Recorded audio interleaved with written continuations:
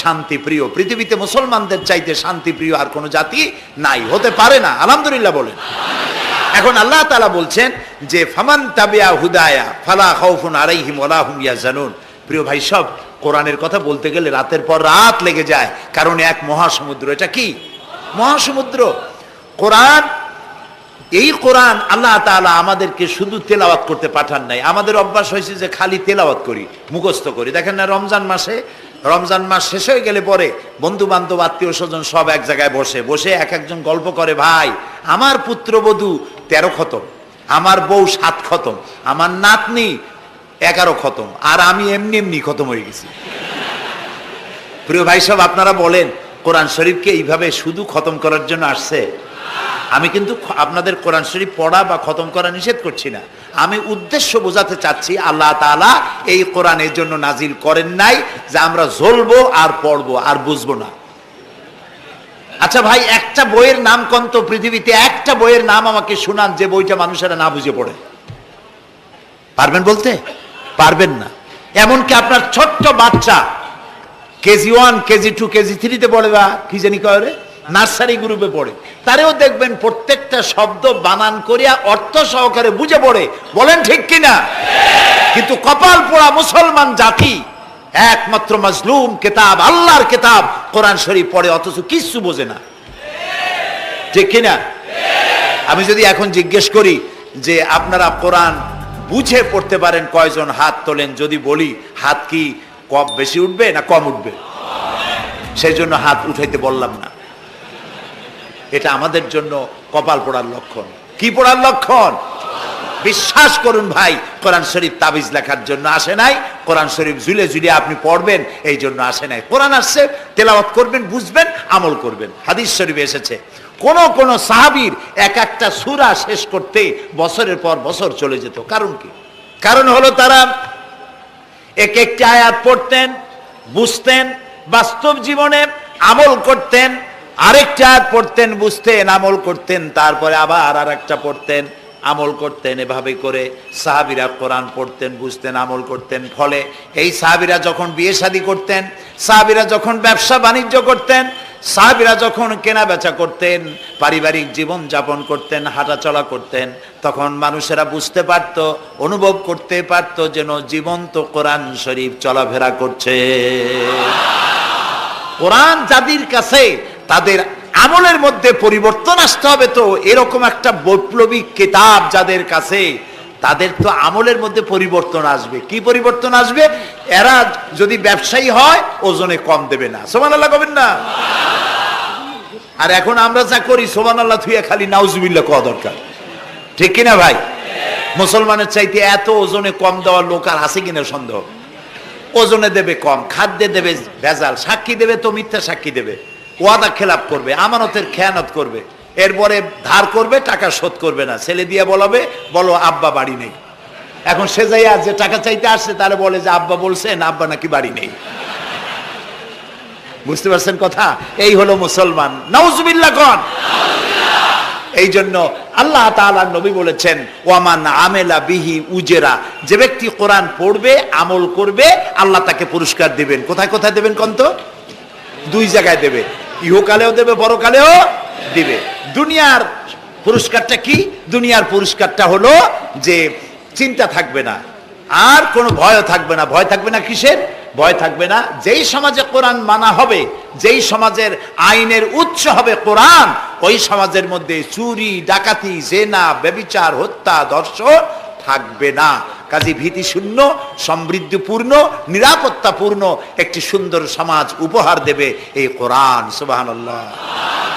সেই কোরআন আমরা তাবিজ বানাইছি, এটারে গোলাইয়া, এই কোরআন শরীফের পাতা লিখিয়া, তারপরে কি জানি কয়, পানির মধ্যে দিয়ে গোলাইয়া এগুলি খাওয়া হয়, মাদুলির মধ্যে ঢুকাইয়া গলার মধ্যে ঝুলানো হয়। দেখেন এই বাংলাদেশে যেসব কোরআন শরীফ ছাপা হয়, এই সব কোরআন শরীফের দুরবস্থা। এটা আছে কিনা আমি জানি না, আলহামদুলিল্লাহ এটা নাই। কোন কোরআন শরীফ যে বাংলাদেশে ছাপা হয়, সেগুলিতে লেখা থাকে সূরায়ে মায়েদার নকশা, সূরা ইউসুফের নকশা, সূরায়ে বনি ইসরাইলের নকশা। এই নকশা লিখা গলায় ঝুলাইলে পেটে ব্যথা ভালো হবে, ওই নকশা ঝুলাইলে মেয়ের বিয়ে হবে তাড়াতাড়ি, এই নকশা ঝুলাইলে যে মেয়েকে পছন্দ করো বিয়ে করতে পারবা তাড়াতাড়ি। নাউজুবিল্লাহ কর। নকশার মধ্যে আছে কি? নকশার ভিতরে আছে 1293, 1711, 513 হাবি জাবি কতগুলো নাম্বার দিয়া তারপরে লাল কালি দিয়ে দাগ দিয়ে দিয়ে ধান্দাবাজি করা। এরপরে ওই ধান্দাবাজি তাবিজের কোনায় কোনায় লেখে ইয়া জিব্রাইলো, ইয়া মিকাইলো, ইয়া ইসরাফিলো, ইয়া আজরাইলো। উপরে লেখে ইয়া বদুহ, নিচে লেখে ইয়া বদুহ। আমি একজন তাবিজ লেখককে জিজ্ঞেস করলাম, ভাই ইয়া আজরাইলু ইয়া মিকাইলু তো বুঝলাম, ইয়া বদুহ কি? কয়েছে হুজুর আমি নিজেও বুঝি না বদুহ কি। এই হলো তাবিজ। এই তাবিজ লেখার জন্য আল্লাহ তাআলা কোরআন নাজিল করেন নাই। কথা কি বুঝে আসছে? তাবিজের জন্য আসে নাই, তদবিরের জন্য আসে নাই, শুধু পড়ব এজন্য আসে নাই। কোরআন এসেছে বোঝার জন্য, তেলাওয়াতের জন্য, বোঝার জন্য, কোরআন অনুযায়ী জীবন গড়ার জন্য। আল্লাহর নবী তাই বলেন, ওয়ামান আমেলা বিহি উজরা, কোরআন শরীফ যে পড়বে আর আমল করবে, দুনিয়ায় শান্তি দেওয়া হবে, আখিরাতেও পুরস্কৃত করা হবে। আখিরাতের পুরস্কারটা কি? নবীজি বলেছেন, মান কারাল কোরআনা ফাস্তাজহারাহু ফাহাল্লা হালালাহু ওয়া হাররামা হারামাহু আদখালাহুল্লাহুল জান্নাহ ওয়া শাফাআহু ফি আশরাতিন মিন আহলি বাইতিহি কুল্লুহুম কাদ ওয়াজাবাত লাহুন নার। সাদাকান নবী সাল্লাল্লাহু আলাইহি ওয়াসাল্লাম। নবী করিম সাল্লাল্লাহু আলাইহি ওয়াসাল্লাম বলেছেন, যে ব্যক্তি কোরআন পড়লো, বুঝলো, আর কোরআনের হালালকে হালাল জেনে চললো, হারাম থেকে বিরত থাকলো, আর কোরআনের আইনকে প্রতিষ্ঠিত করার আন্দোলনে শরীক হলো, সুবহানাল্লাহ গণ, এরকম লোককে আল্লাহ তাআলা কিয়ামতের দিন জান্নাত দান করবেন। সুবহানাল্লাহ। ওয়ামান আমেলা বিহি উজরা ওয়ামান হাকামা বিহি আদালা, এ কোরআন শরীফ দিয়ে যে বিচার করবে, আল্লাহ তাআলা বলছেন সেই করবে কেবলমাত্র জাস্টিস, কিসত, জাস্টিস, ইনসাফ কায়েম করতে পারবে, যে কোরআন দিয়ে বিচার ফয়সালা করবে। আমাদের দেশে এই যে কোর্ট কাছারি আদালত আছে, এই কোর্ট কাছারি আদালতগুলি কোরআন দিয়ে যদি বিচার করতেন, সেটা ইনসাফ হতো। যেহেতু ইনসাফ, আল্লাহর চাইতে ইনসাফগার আর কেউ নাই। আছে কি বলেন? নাই। এখানে ধরুন একজন মানুষ যদি একজনের একটা ঠ্যাং ভাঙে ফেলাই দিল, তাহলে বিচার কি হবে? ব্রিটিশ ল যেটা আছে, বাংলাদেশ পেনাল কোড যেটা আছে, এই পেনাল কোডে বলা হবে যে সলিমউদ্দিন ঠ্যাং ভাঙছে বসিরউদ্দিন, যে ভাঙছে তার জন্য শাস্তি এই হবে 6 মাসের জেল, 2000 টাকা জরিমানা করে দিল। এখন আপনি বলেন, বিচার মাফে কি দিয়া?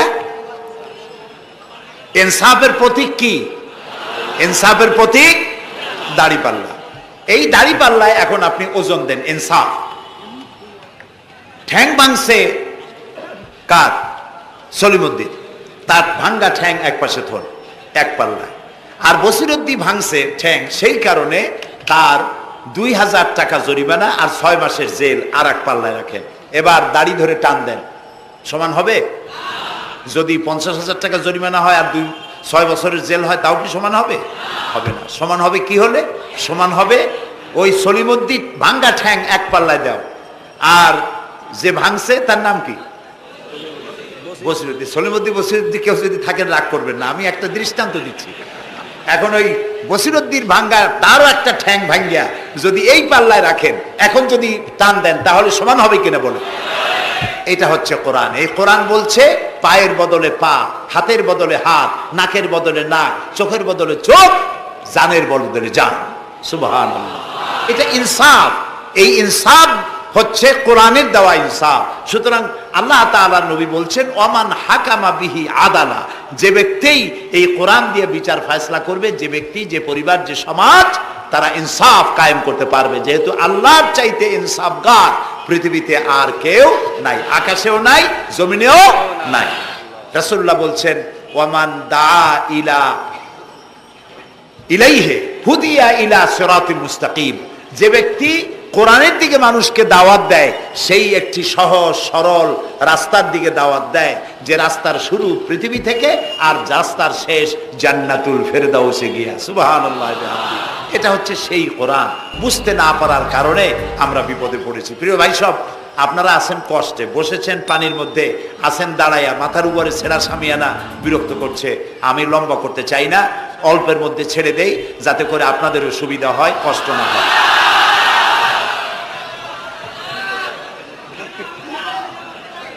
আমি না, তবুও আমি খুব লম্বা করব না, অল্পতে আমরা যাতে বুঝতে পারি এরকম একটু কথা আমি বলতে চাই, একটু বলি, এবং সেইটা বলবো, হ্যাঁ সেইটাই বলবো যেটা আপনারা শুনতে চান, সেইটাই বলবো যেটা শুরু করেছিলেন আমাদের রফিকুল ইসলাম খান ভাই, মহানগরীর সেক্রেটারি জনাব রফিকুল ইসলাম খান। আল্লাহ তাআলা ওনার প্রতি রহম করুন, আমরা বলি আমিন। এবং আমার বক্তৃতার পরে আমরা আমাদের সম্মানিত অ্যাসিস্ট্যান্ট সেক্রেটারি জেনারেলের কিছু কথা আমরা শুনবো ইনশাআল্লাহ। তো আমি ওই আয়াতটা দিয়েই কথা বলি। আল্লাহ তাআলা বলছেন, ইয়া আইয়ুহাল্লাযীনা আমানু হাল আদুল্লুকুম আলা তিজারাতিন তুনজিকুম মিন আযাবিন আলীম تؤمنون بالله ورسوله وتجاهدون في سبيل الله بأموالكم وأنفسكم ذلكم خير لكم إن كنتم تعلمون। হে বিশ্বাসীরা, তোমরা যারা ঈমান এনেছো শোনো, হাল আদুল্লুকুম আলা তিজারাতিন, আমি কি তোমাদেরকে এমন একটি ব্যবসার কথা বলবো না যে ব্যবসায় তোমাদেরকে জাহান্নামের কঠিন শাস্তি থেকে তোমাদেরকে রক্ষা করবে? এমন একটি ব্যবসার কথা বলবো না? তার মানে অবশ্যই এরকম একটা ব্যবসার কথা আমি তোমাদের বলবো যে ব্যবসা তোমাদেরকে জাহান্নামের কঠিন শাস্তি থেকে বাঁচায় দেবে। সুবহানাল্লাহ বলি। জাহান্নাম থেকে বাঁচাবার জন্য ব্যবসা শিখাচ্ছেন কে? আল্লাহ। এবার দেখেন, ব্যবসা এটা করলে লাভও আছে, নোকসানও আছে, ঠিক না? বলেন আছে কিনা? লস অ্যান্ড প্রফিট এর মধ্যে থাকবেই। কিন্তু আল্লাহ রাব্বুল আলামিন বলেন, আমার সঙ্গে যে ব্যবসা করবে ওই ব্যবসাটা হচ্ছে তিজারাতান লান তাবুর। আমার সাথে যে ব্যবসাটা করবা এই ব্যবসায় কোনো নোকসান নাই, শুধু লাভ লাভ আর লাভ।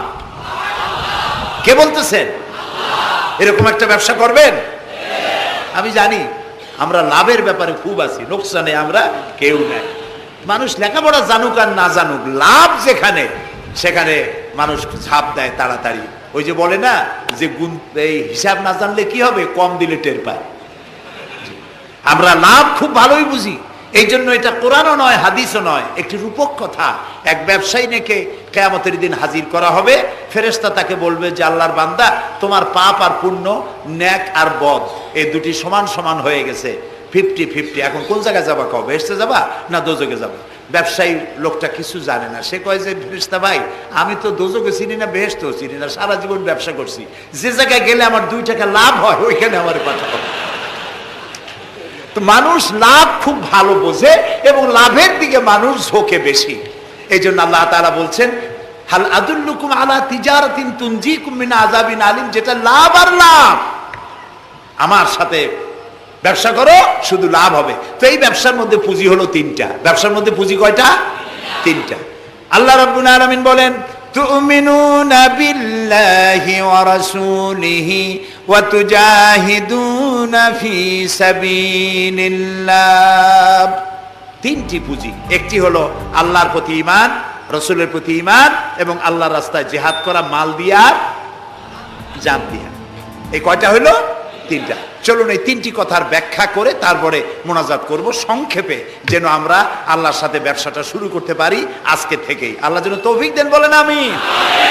1 নম্বর হচ্ছে তুমিনুনা বিল্লাহ, আল্লাহর প্রতি বিশ্বাস, আল্লাহর প্রতি ঈমান। বলেন আল্লাহর প্রতি ঈমান। এখন আপনারা বলবেন যে এটা তো কোনো নতুন কথা হলো না, আল্লাহর প্রতি ঈমান আনছি, যদি ঈমানই না থাকতো তাহলে কি বৃষ্টির মধ্যে এই পানির মধ্যে আমরা কি বসে থাকতাম? 100% সত্য কথা। ঈমান না থাকলে কেউ আসতেন না, আর এই পানির মধ্যে, ঝড়ের মধ্যে বাঁশ ভাঙ্গে মাথায় পড়তে পারে এই ঝুঁকি নিয়ে বসতেন না, ঠিক কিনা ভাই? আমরা সবাই ঈমানদার। তবে আল্লাহর উপর ঈমান আনতে হলে 4টি শর্ত লাগে। কয়টি শর্ত? 4টি শর্ত ফুলফিল করলে আল্লাহর উপর ঈমান এনেছি বলে প্রমাণিত হবে, নইলে আল্লাহ আছে এ কথা নুরা পাগলাও বলছে। নুরা পাগলার বলা আর আপনার আমার বলা এটা তো এক হওয়ার কথা না, ঠিক কিনা বলে? তা আল্লাহর উপর ঈমান আনতে হলে শর্ত কয়টা? 4টা।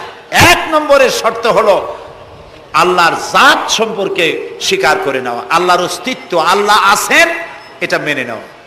তো আল্লাহ আছেন এ ব্যাপারে আমাদের কোনো দ্বিমত নাই, ঠিক না?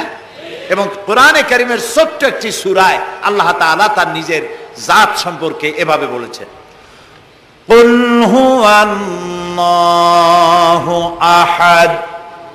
আমরা জানি না এই সূরা? পড়েন, কুল হুয়াল্লাহু আহাদ আল্লাহুস সামাদ লাম ইয়ালিদ ওয়া লাম ইউলাদ ওয়া লাম ইয়াকুল লাহু কুফুয়ান আহাদ। আল্লাহ তাআলা বলেন, বলো হে নবী আপনি বলুন, আল্লাহ এক এবং একক, তিনি কারো মুখাপেক্ষী নন, তিনি কাউকে জন্ম দেন নাই, তাকেও কেউ জন্ম দেয় নাই। দুনিয়া এই আকাশে এবং জমিনে তার সমকক্ষ কেউ নাই। তিনি এক, তিনি একক, তিনি ছিলেন, তিনি আছেন এবং তিনি থাকবেন। লাইসা কামিসলিহি শাইউন, তার মতো কেউ নাই। তবে প্রশ্ন ওঠে আল্লাহ আছেন কোথায়? এরকম একটা প্রশ্ন করা যেতে পারে, আল্লাহ কোথায় আছেন? বলতে পারবেন কোথায় আছে? এটি নিয়ে বিভ্রান্তি আছে মানুষের মধ্যে। কেউ বলেন আল্লাহ সদা সর্বত্র বিরাজিত, সব জায়গায় তিনি আছেন। এই কথাটি সত্য নয়। আল্লাহর যদি সব জায়গায় থাকা লাগে তাহলে পৃথিবীর মধ্যে ভালো জায়গাও আছে, খারাপ জায়গাও আছে। আছে না খারাপ জায়গা? আমি সেসব জায়গার নাম নিলাম না, আপনারা বুঝে নেন। তাহলে আল্লাহ সব জায়গায় থাকলে এই কথা যদি সত্য হয় তাহলে এটি অত্যন্ত বেয়াদবিমূলক কথা, এ কথা ঠিক না। আল্লাহ আছেন কোথায়? আল্লাহ নিজেই বলছেন তিনি কোথায় আছেন। কোরআনে কারীমে রব্বুল আলামিন তিনি কোথায় আছেন একথা তিনি নিজেই বলে দিয়েছেন, আর রহমানু আলাল আরশিস তাওয়া।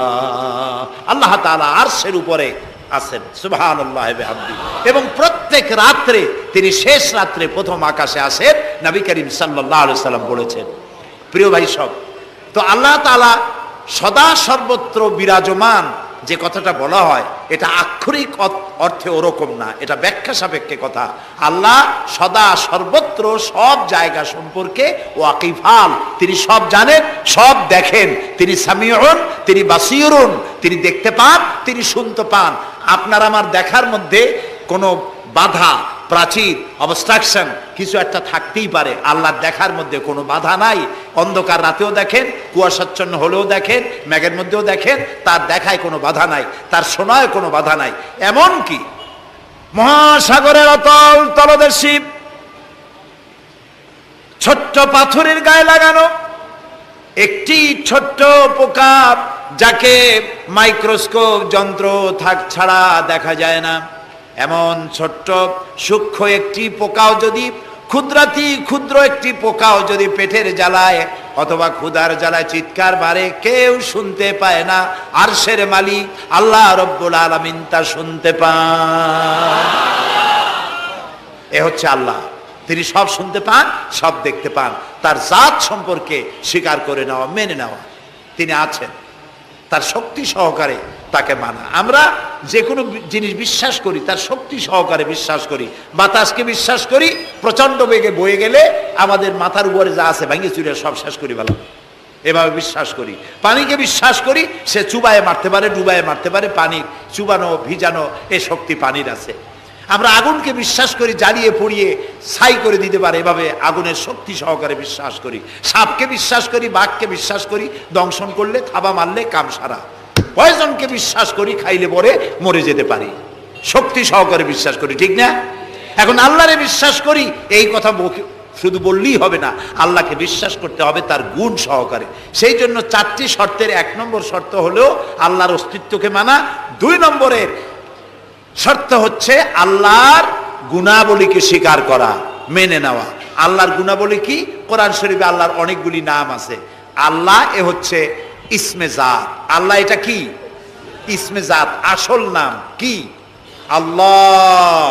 বলেন সবাই আল্লাহ। ন কিন্তু আল্লাহ এটা অশুদ্ধ, বলার সময় মুখটা গোল হয়ে যাবে। আল্লাহ বলেন সবাই আল্লাহ। কি মধুর নাম, সুবহানাল্লাহ সুবহানাল্লাহ। আল্লাহ নিজেই বলেছেন ওয়ালাহুল আসমাউল হুসনা, আল্লাহ রয়েছে সুন্দর সুন্দর নাম। 99টি নামের কথা কোরআনে কারিমে আল্লাহ তাআলা নিজেই বলেছেন। সুবহানাল্লাহ। এখন ওই নামগুলিকে বলা হয় সিফাতি নাম, অর্থাৎ গুণবাচক নাম। এই গুণ সহকারে তাকে স্বীকার করতে হবে। তিনি রাজ্জাক, খেতে দেওয়ার মালিক কে? আল্লাহ। তিনি রব, সৃষ্টি করেন। তিনি খালেক, তিনি স্রষ্টা। তিনি রব, তিনি প্রতিপালনকারী। তিনি রহমান, তিনি দয়ালু। তিনি রহিম, তিনি রহমান, তিনি দাতা। রহিম, তিনি দয়ালু। অর্থাৎ প্রত্যেকটা নামের এক একটা শব্দ অর্থ আছে এবং সেই অর্থ সহকারে বিশ্বাস করতে হবে তাকে। এই বিশ্বাস যদি আমরা করতে পারি তাহলে শিরক থেকে আমরা বাঁচতে পারবো। সুবহানাল্লাহ বলেন। আচ্ছা বলেন তো, সন্তান দেওয়ার মালিক কে? সন্তান না দেওয়ার মালিক কে? হায়াতের মালিক কে? মওতের মালিক কে? খেতে দেওয়ার মালিক কে? কষ্ট দেওয়ার মালিক কে? কষ্ট থেকে বাঁচাবার মালিক কে? সব কিছুর মালিক কে? এইভাবে আমরা কি বিশ্বাস করি? না, সবাই করি না। যারা বলেছেন আমিও বিশ্বাস করি, হ্যাঁ বিশ্বাস আমাদের থাকতে পারে, কিন্তু অনেক লোক আছে এভাবে বিশ্বাস করে না বলেই বিবাহ করেছে, সন্তান হয় না। তখন শাহ আলী বাগদাদি রহমতুল্লাহ আলাইহির মাজারে গিয়া সেখানে বসে তার ওই মাজারের কাছে গিয়ে চাইলো আমারে সন্তান দাও, খাজা বাবা সন্তান দাও। অথবা হাইকোর্টের মাজারে বৃহস্পতিবার দিন গিয়ে ভিড় করলো, বাবা সন্তান দাও, অথবা মামলায় পড়েছি বাঁচায় দাও, পরীক্ষা দেবে ছেলে পাস করায় দাও ইত্যাদি। বলেন এরকম? বলে না? জায়েজ নাই, একদম জায়েজ নাই। কাকে বলতে হবে? আল্লাহর নবী বলেছেন ওয়াইদা সাআলতা ফাসআলিল্লাহ, কিছু বলতে চাইলে আল্লাহরে বলো। ওয়াইজা সাআলতা ফাসআলিল ফাস ওয়াইজা ইসতাআনতা ফাসতাইন বিল্লাহ, সাহায্য যদি চাও আল্লাহর কাছে সাহায্য চাও। আমরা সূরা ফাতিহার ভিতরে প্রত্যেক নামাজের প্রতি রাকাতেই বলি ইয়্যাকা না'বুদু ওয়া ইয়্যাকা নাস্তাঈন। আল্লাহ তাআলা একমাত্র তোমার ইবাদত করি আর একমাত্র তোমারই কাছে সাহায্য কামনা করি। হযরত ইব্রাহিম আলাইহিস সালাম আমাদের জাতির পিতা। একটু আগে আমরা বলছি না সবাই, ইব্রাহিম আলাইহিস সালামকে আগুনে, এটারে এদিক ফিরে দিল কে? ইব্রাহিম আলাইহিস সালামকে আগুনে যখন ফেলে দেওয়া হচ্ছিল তখন হযরত জিবরাইল এসে বলছিলেন আমার কাছে সাহায্য চাও ইব্রাহিম, আমি তোমারে আগুন দিয়ে বাঁচায় দেব। এই যে ইব্রাহিম আলাইহিস সালামের কাছে তাকে সাহায্য দেওয়ার জন্য বলা হলো, এটা কে ঘোরাঘুরি করে? এই মাইকের হর্ন ঘুরান কেন? যেমন ছিল ওইদিকে দিয়ে দেন, আমারে শোনায় তো লাভ নাই। প্রিয় ভাই সব, ইব্রাহিম আলাইহিস সালামকে জিবরাইল বললেন আমার কাছে সাহায্য চাও। ইব্রাহিম আলাইহিস সালাম সাহায্য চাইছিলেন? বলেন চাইছিলেন? হযরত ইব্রাহিম বলেছেন জিবরাইল আমি কেন সাহায্য চাইব তোমার কাছে? আমি তো এমন কোন অন্ধ আল্লাহর ইবাদত করি না যিনি তার নিজের চোখে তার গোলামের দুঃখ দুর্দশা দেখতে পান না। আল্লাহ কি দেখছেন না যে আমি বিপদে পড়ছি? আমি তোমার কাছে কেন সাহায্য চাইবো? আমি আগুনে পড়লে যদি আল্লাহ খুশি হন তাহলে আমি তো এভাবে হাজারবার পড়তে রাজি আছি আমার আল্লাহকে খুশি করার জন্য। এটা হলো আল্লাহর প্রতি বিশ্বাস এবং আল্লাহর কাছে চাওয়া। চাইতে হবে কার কাছে? আমি বিপদে পড়ছি বলবো কারে? আমি অশান্তিতে আছি বলবো কারে? আমার অভাব আছে বলবো কারে? সর্বাবস্থায় আল্লাহকে বলতে হবে। দেখুন আমাদের জাতির পিতা ইব্রাহিম আলাইহিস সালামের কথা এ কোরআন শরীফে আল্লাহ তাআলা বলে দিয়েছেন। তিনি কি বলেছেন? হযরত ইব্রাহিম বলেছেন আল্লাযী হুয়া ইউতঈমুনি ওয়া ইয়াসকিন, আমি যখন ক্ষুধার্ত হই আল্লাহ আমারে খাওয়ান, আমি যখন তৃষ্ণার্ত হই আল্লাহ আমারে পান করান। ওয়া ইযা মারিতু ফাহুয়া ইয়াশফিন, আমি যখন অসুস্থ হই আল্লাহ আমারে রোগ মুক্ত করেন। সুবহানাল্লাহ। আইয়ুব আলাইহিস সালাম 18 বছর রোগ ভোগ করলেন, কষ্ট পাইলেন, তিনি সাহায্য কার কাছে চাইছিলেন? ইউনূস আলাইহিস সালামের মতো বিপদে এই পৃথিবীর কোন মানুষ এত বড় বিপদে পড়ে নাই। মাছে তারে গিলে ফেলল, পানির অতল তলদেশে মাছ চলে গেল, মাছের পেটে দরজা নাই, জানালা নাই, ভেন্টিলেটর নাই, মাথা গলাইয়া কোন রকম বাইর হবে এমন কোন পথ নাই, বাঁচার কোনো উপায় নাই। হযরত ইউনূস আলাইহিস সালাম যখন মাছের পেটের ভিতরে এই বিরাট বিপদে পড়ে গেলেন, হযরত ইউনূস আলাইহিস সালাম সাহায্য কার কাছে চেয়েছিলেন বলুন? তিনি পড়লেন। আল্লাহ তাআলা তার ঘটনা কোরআন শরীফের মধ্যে এভাবে বর্ণনা করেছেন, ওয়াজান্নুন ইয যাহাবা মুগাদিবান ফাযান্না আন লান নাকদিরা আলাইহি ফানাদা ফিয যুলুমাতি আন লা ইলাহা ইল্লা আনতা সুবহানাকা ইন্নী কুনতু মিনাজ জালিমিন। আল্লাহ শোনাচ্ছেন, ও পৃথিবীর মানুষেরা শোনো, ইউনূসকে যখন মাছে গিলে ফেললো, সে তখন ত্রিবিধ ফানাদা ফি যুলুমাত জমায় কাসির, ত্রিবিধ অন্ধকারের ভেতর থেকে তিনি চিৎকার মারলেন। রাতের অন্ধকার, মাছের পেটের অন্ধকার, পানির অন্ধকার, এই ত্রিবিধ অন্ধকারের মধ্য থেকে ইউনূস আলাইহিস সালাম চিৎকার মারলেন, লা ইলাহা ইল্লা আনতা, আয় আল্লাহ তুমি ছাড়া কোনো ইলাহা নাই, সুবহানাকা, আমি তোমার প্রশংসা করছি।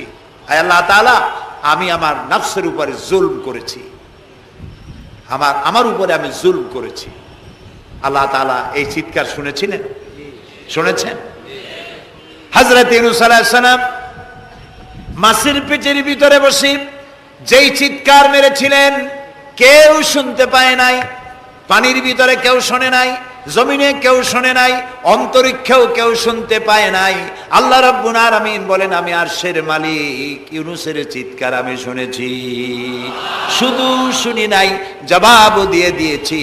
ফাস্তাজাবনা লাহু ওয়া নাজ্জাইনাহু মিনাল গাম্মি ওয়া কাযালিকা নুনজিল মুমিনিন। আমি ইউনূসের ডাকের সাড়া দিয়া দিলাম, বিপদ থেকে বাঁচাই দিলাম। মাছের পেটের ভিতরে যন্ত্রণা শুরু হয়ে গেল, মাছ দেখলো বমি না করলে আর বাঁচবো না, এমন অবস্থা মাছের হয়ে গেল। মাছ পেটের ব্যথার জ্বালায় বেসে উঠলো, কেনারায় চলে গেল। ইউনূস আলাইহিস সালামকে বমি করে ফেলে দিল, মাছও বাঁচলো, ইউনূস আলাইহিস সালামও বাঁচলেন। আল্লাহ তাআলা বলেন, শুধু ইউনূস রে নয়, ওয়া কাযালিকা নুজিল মুমিনিন, আমার মুমিন বান্দারা যদি বিপদে পড়ে, এরকম বিপদে যদি পড়ে যায় আর আমারে যদি ডাকে, আমি আল্লাহ রব্বুল আলামিন এই বিপদ থেকে, যত বড় বিপদ হোক, আমি আল্লাহ বাঁচায় দেব।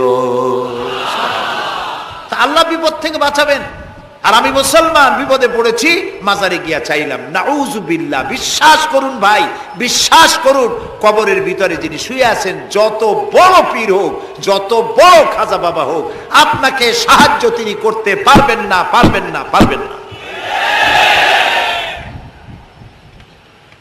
একটু কমন সেন্সের কাছে অ্যাপিল করি, সাধারণ বিবেকের কাছে আপনাদের, যারা এই যে দেখুন হযরত শাহজালাল রহমতুল্লাহ আলাইহি সিলেটে শুয়ে আছেন, বলুন তো তার মাতৃভাষা কি? আরবি। তিনি ইয়েমেন থেকে এসেছিলেন। বাগেরহাটে শুয়ে আছেন হযরতে খান জাহান আলী রহমতুল্লাহ আলাইহি, তার মাতৃভাষা ছিল আরবি। হযরতে খাজা মঈনুদ্দিন চিশতি রহমতুল্লাহ আলাইহি শুয়ে আছেন আজমিরে, তার মাতৃভাষা আরবি। আমরা বাংলাদেশ থেকে, এই দেশ থেকে কোনো লোক গেল সিলেটে, গেল বাগেরহাটে অথবা বাগদাদে চলে গেল, এইসব বড় বড় আল্লাহর ওলিদের মাজারে গিয়ে বাংলা ভাষায় বলল, বাবা আমি তো বিপদে পড়ে আসছি, নির্বাচনে দাঁড়াইছি, আমি যেন জিততে পারি। অথবা দেখেন না, মাজার দিয়ে শুরু করে সবাই। অথবা যাই বললো যে আমার বিয়ে করেছি 15 বছর, বাচ্চা হয় না, আমার একটা বাচ্চা। অথবা মামলায় পড়েছি, আমার একটু জিতায় দাও, ব্যবসা করি, এত টাকা লস দিতে দিতে শেষ হয়ে গেছি। বাবা আপনি বললেন কোন ভাষায়? শাহজালাল খুব বুঝলেন, বড় পীর সাহেব খুব বুঝছেন। তাহলে আপনার 1 নম্বর ফায়ার মিস হয়ে গেল, মিস ফায়ার। আচ্ছা, 2 নম্বর কথা হলো, যার কাছে আপনি চাইলেন তিনি ওখানে ঘুমন্ত আছেন না চেতনা আছেন, এ ব্যাপারে আপনার কোনো গ্যারান্টি আছে, নিশ্চয়তা আছে? আপনি যখন দোয়া করতেছিলেন তখন উনি চেতনা না ঘুমে? যদি ঘুমায় থাকেন তাহলে 2 নম্বর মিস ফায়ার। আপনি যা চিল্লাইলেন উনি কিছুই শুনল না। 3 নম্বরে, কবরে যে শাহজালাল রহমতুল্লাহ আলাইহি অথবা মঈনুদ্দিন চিশতি রহমতুল্লাহ আলাইহি, আল্লাহর ওলিরা, যত বড় বড় ওলি আল্লাহ আছেন, যার কাছে আপনি বিশ্বাস করেন ওলি হিসেবে, উনি যে কবরে আছেন তার নিশ্চয়তা কোথায়? কবরে তো নাও থাকতে পারেন, কারণ আল্লাহ তাআলার 2টা জায়গা আছে করা। বিদেহী আত্মা, এই দেহ থেকে আত্মা যখন সরে যায়, আল্লাহ যখন নিয়ে যান, দেহটার তো কোনো দাম নাই, এটা হচ্ছে নশ্বর, আত্মা হচ্ছে অবিনশ্বর। এ দেহটা মাটির সাথে পচে যাবে, গলে যাবে, কোরআন শরীফে বহুবার বলা হয়েছে। তো আল্লাহ তাআলার দুইটা মেহমানখানা আছে, একটা হলো সিজ্জিন আর একটা নাম বলেন ইল্লিন, দুইটা মেহমানখানা। যেমন এই পৃথিবীতেও মেহমানখানা দুই রকম হয়, সরকারের দুই রকম মেহমানখানা। চোর, ডাকাত, খুনি, বদমাস এগুলি যদি গ্রেফতার হয় তাহলে ওরা খাবে কি? ওদের তো শ্বশুর বাড়ি দিয়ে অথবা বাপের বাড়ি দিয়ে ভাত খাবার দেওয়া হবে না, গভর্নমেন্টের মেহমান হয়ে গেছে। কাজী এদের জন্য মেহমানখানা গভর্নমেন্টের একটা আছে, সরকারি মেহমানখানা। ওইটা কোনটা কোন তো? ও, তাও আপনারা চেনেন। আরেকটা মেহমানখানা হচ্ছে ভিআইপিদের জন্য, যারা ভেরি ইম্পর্টেন্ট পার্সন অথবা ভেরি ভেরি ইম্পর্টেন্ট পার্সন যারা, তাদের জন্য, অর্থাৎ প্রেসিডেন্ট, প্রধানমন্ত্রী, মন্ত্রী, এমপি, সচিব, ওনারা যখন বাংলাদেশের কোনো জায়গায় বেড়াতে যান তখন সরকারি মেহমানখানা ওনাদের জন্য থাকে। ওইটার নাম কি?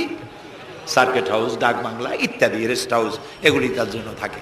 তো পৃথিবীর মানুষের জন্য শ্রেণীভেদে যদি এ ধরনের মেহমানখানা থাকে, তো যারা নাকি দুনিয়া থেকে মারা যাবে ওদের জন্য আল্লাহর মেহমানখানা থাকতে নাই? আছে। এবং সেটা আগেই বলেছি, যারা জাহান্নামে যাবে ওদেরকে রাখা হবে সিজ্জিন নামক একটা মেহমানখানা আছে, ওখানে তারা থাকবে। আর যাদেরকে আল্লাহ জান্নাতে নিবেন, তো বিচারের আগে তো জান্নাতে নিবেন না, তাদেরকে ইল্লিন নামক সার্কিট হাউস জাতীয়, এই জাতীয় একটা ভালো জায়গায় আল্লাহ তাআলা তাদের রাখবেন। তাহলে আপনি যে কবরের কাছে যায় চাইলেন, হয় ঘুমায় আছে, আপনার ভাষা বুঝলো না, আর কবরে থাকলেও ঘুমে আছে নাকি তাও আপনি জানেন না, আর কবরে নাই এটাও হতে পারে যে আল্লাহ তাআলা অন্য কোথাও তাকে নিয়ে রেখেছেন। কাজেই তিনটা জিনিসই, আপনার পথের ভাড়া নষ্ট, পরিশ্রম নষ্ট, আর তিনটা ফায়ার করছিলেন, তিনটা ফায়ার মিস হয়ে গেল। তাহলে হবে এমন সত্তার কাছে, কোন পীর নয়, বুজুর্গ নয়, খাজা বাবা নয়, চাইতে হবে এমন সত্তার কাছে যিনি কখনো ঘুমান না,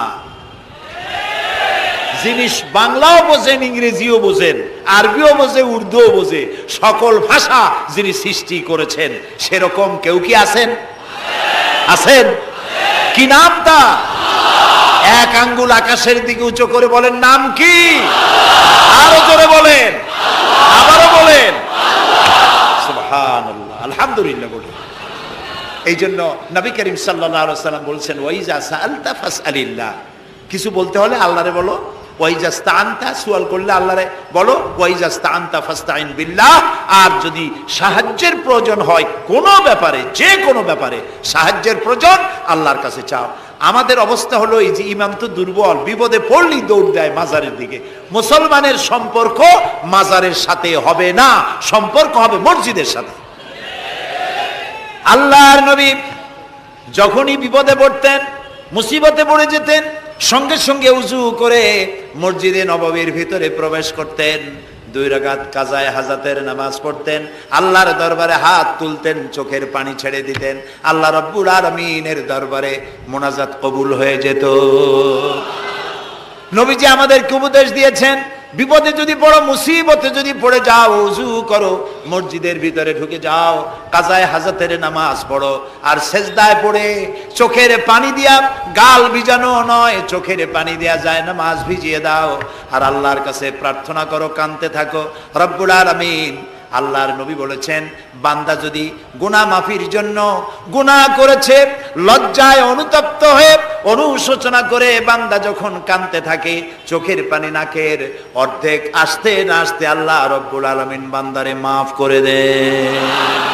বিশেষ করে বুড়া মানুষ, আমাদের মধ্যে 2 শ্রেণীর লোক আছে, যুবক আর বৃদ্ধ।